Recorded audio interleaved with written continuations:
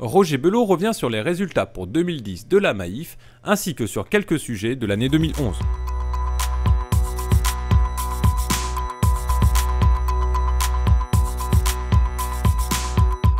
Moi, je dirais qu'un certain nombre de points de satisfaction sur cet exercice 2010. D'abord, la croissance de notre sociétariat qui se poursuit. Le groupe Maïf a accueilli 180 000 nouveaux sociétaires, ce qui en net représente 37 000 sociétaires supplémentaires. Nous voyons aussi que ces sociétaires augmentent le nombre de contrats qu'ils ont souscrits à la Maïf. On a de plus en plus de sociétaires et qui ont souscrit 3, voire les 4 contrats principaux de la mutuelle. Donc c'est aussi un signe que notre démarche de fidélisation, qui est le choix que nous avons fait, fonctionne bien. On a vu en 2010 que la Maïf tenait toujours sa place au prix de la relation client, que nous appelons la relation sociétaire, puisque pour la 7e année consécutive, nous avions obtenu le premier prix dans le domaine de l'assurance et le 2e prix, toutes catégories confondues.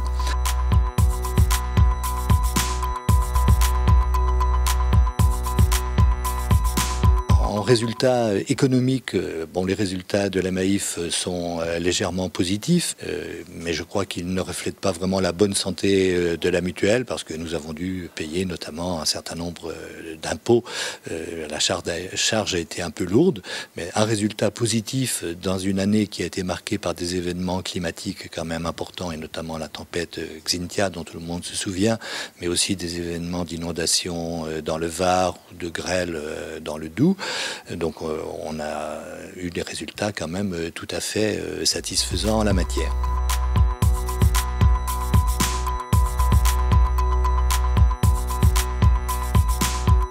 Alors, je dirais que oui, pour une fois, on ne se distingue pas des autres et qu'au cours de ce début d'année 2011, la croissance qui s'était accélérée d'année en année se ralentit. Là, malheureusement, je dirais, nous sommes comme l'ensemble du marché. Je pense qu'avec les inquiétudes qui ont été générées par le régime fiscal de l'assurance vie, peut-être aussi parce qu'il y a les effets de la crise et que nos sociétaires finissent également par être touchés comme les autres et avoir peut-être moins d'argent à épargner.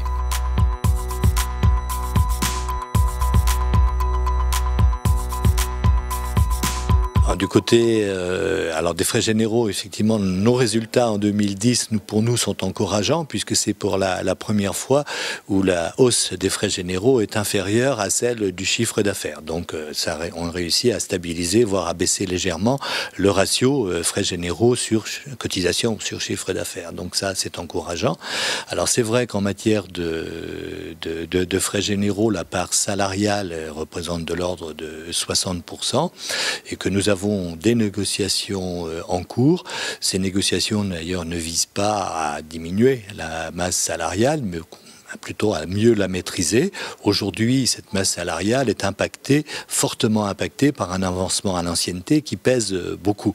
Et c'est quelque chose dans notre convention d'entreprise. Cette convention d'entreprise a été dénoncée au 1er septembre 2010 et nous sommes actuellement en négociation avec nos partenaires sociaux pour mettre en place un nouveau système de rémunération qui ne fera pas disparaître totalement la part de l'ancienneté, mais la réduira et nous permettra de nous donner des moyens pour faire davantage de reconnaissance, la reconnaissance collective et la reconnaissance individuelle qui est attendue par aussi une grande partie de nos salariés.